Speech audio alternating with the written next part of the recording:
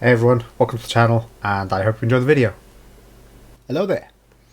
So, disclaimer for the start of this video. I'm not quite sure how to say it, I'm not quite sure how to word it, I'm not quite sure how to do this because this is the first time for me. Now, previously I've showcased Sentinel on my channel because I love the comic. It's absolutely fantastic, it brings me back to my childhood, and I wanted to. I was reached out to by Alan with a review copy. So I thought, sure, I'll definitely do that. I have no problem. So I'm not quite sure how I'm meant to do this. But this is honest, it's all my opinion, and it's not in any way influenced by Sentinel, or by Alan, or by Ed. This is all my opinion, what I think of the comic, but it was provided to me for this review.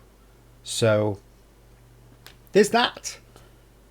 Now, I've got to try and read a script, and I'm terrible at reading scripts. I've done this 3 or 4 times now, and I keep messing up. So, if anything from this review, if anything, I hope you find it in you to, if it's something you're interested in, to support the comic. The Kickstarter goes live soon, and I'm not just saying this, by the way. I actually like the comic. It was funny to read. There was a bit of seriousness in it. There's one I didn't quite get the joke, but apart from that, it's one that I'm going to on the 29th, the moment it goes live, support myself. And I would never ask you to support something that I wouldn't support myself. So, with this gigantic disclaimer out the way, I'm now going to attempt to solely read my script. Yeah. So what I'll do is I'll show you the front cover for the upcoming Kickstarter project from Sentinel, Crackpot.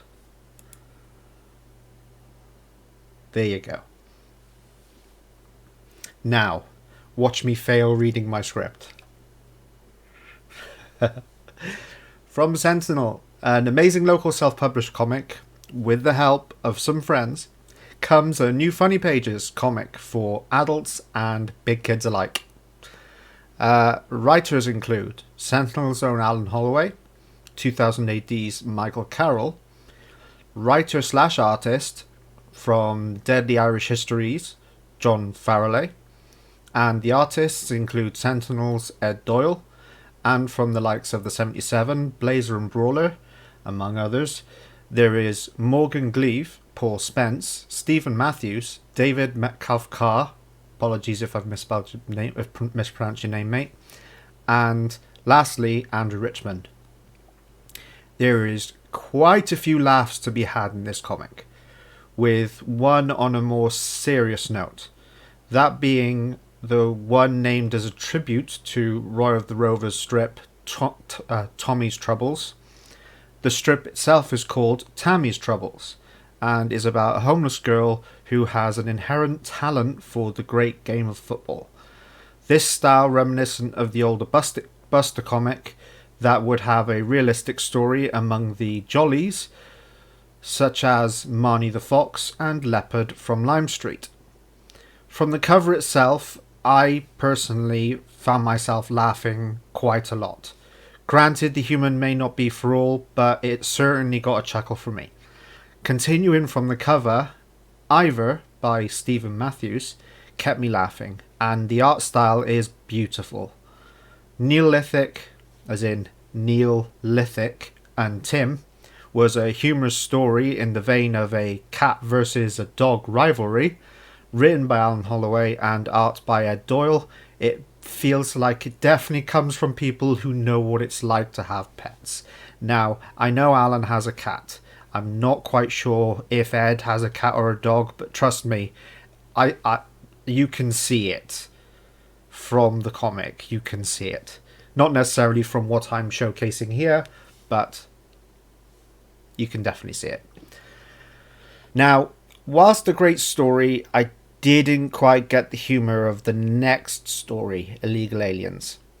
The story from Alan Holloway is easily one that I can read on more than one occasion, and though the joke may have gone wee, think of the Superman gif going and joke floating above his head. I happily admit that. The joke may have passed me by, but the art style of Paul Spence definitely added to my enjoyment. The story was great, the art was great, just the joke, whatever it was, I couldn't personally find it. There's also quite a few other little stories which I didn't want to get too in depth because I'd be here for the next hour trying to explain each one because that's how my brain works. So I've just condensed it to, on my script at least, that they are simple and funny stories because they are. I did laugh.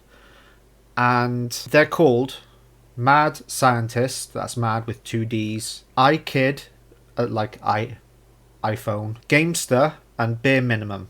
Now, Bear, as in the animal bear, Minimum, and Gamester both have a moral of the story, so to speak. And definitely one more for kids, but an adult can still find some humour in it. Now, Tammy's Troubles, written by Alan Holloway, drawn by David Metcalf Carr, is definitely a change of pace from the silliness of the other strips.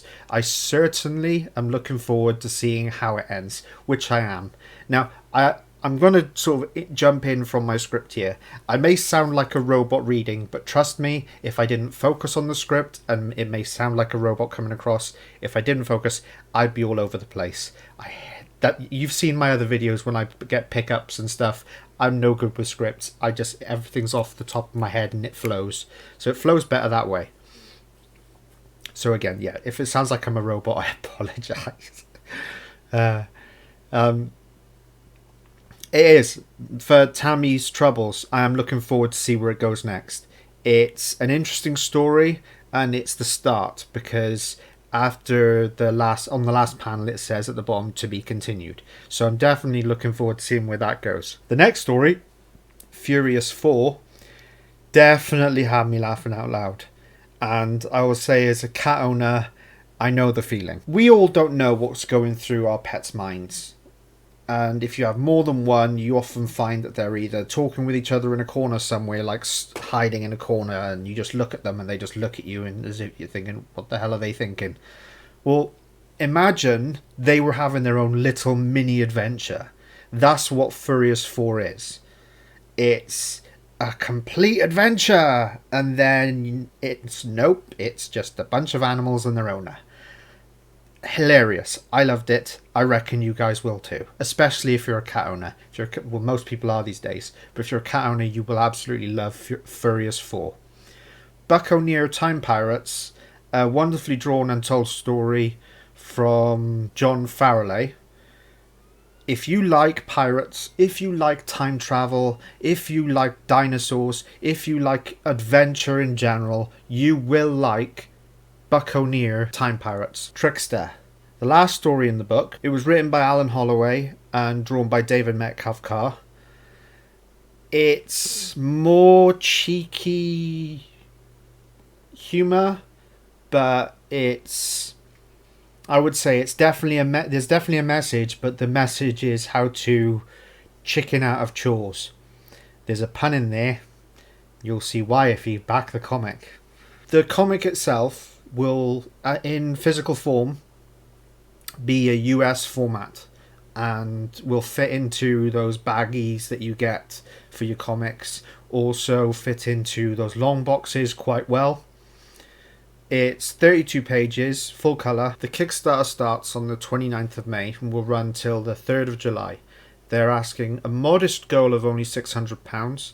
Will allow a small print run. Obviously, the more money they get, the more copies they can make, and the more they can pay the awesome creators that were involved. Kickstarter link will be in the description, as well as the other links for Sentinel, which was voted third best comic of 2020 in both Comic Scene Readers Poll and Wire of Comics Poll. And from my personal experience of knowing Al, he's not a for-profit bloke, and his end goal is just to create something that will make people happy. So, as I've said, this is something I'm personally going to back, and if you do want to support an indie comic, Sentinel have been doing a wonderful job with their Sentinel run, and Crackpot is definitely one I'm looking forward to as the first issue of this Funny Pages. I call them Funny Pages, by the way, because it's how it was when I grew up. I always called them Funny Pages. It's mostly jokes, some fourth wall breaking, some socially relevant, and a more serious tone. So, with that said, I will go back to Big Me, and I will say, Al, I hope this review isn't too disappointing, because we all know that the way my brain works and the way everything works with me reading and writing and stuff. So I hope that you got a laugh out of this yourself. And to everyone who's actually watched and got to this point, as I said, I wouldn't recommend something that I wouldn't back myself. It's something I plan on backing the moment it comes up active, because I've already got it, so the Kickstarter will notify me the moment it's live. Write in the comments down below your favourite funny page from when you were younger. That doesn't matter whether it was 1990, 1980, 1970. Whatever your favourite funny strip was, comic strip was. If it was from a comic, if it was from a magazine, if it was from a newspaper. Whatever your favourite strip is, let me know down in those comments down below, and I'll look some of them up. Look forward to hearing what your thoughts are, and I really look forward to hearing what Al's thoughts are about this video, because it's the first of its kind that I've done it. I want to make sure I do this right, because I'm not fluffing this up, by the way. I've not fluffed anything up. This is all honest. And from the feedback that's been had so far, Al's informed me that it's getting fairly good reviews from kids and adults. So it's definitely one, yeah, I know it'll meet its goal. And I hope that my viewers who do have an interest in comics will consider supporting an indie self-published comic. Thank you very much. And yeah, thank you very much, and I'll see you in another video. Bye. Hey everyone, hope you enjoyed the video. This one if you liked it, this one if you didn't. Thank you for liking and subscribing. If you're not a subscriber but you do enjoy the content, hit that button, it'll mean a lot. And if you can, don't worry if you can't, but if you can, big ol' smile.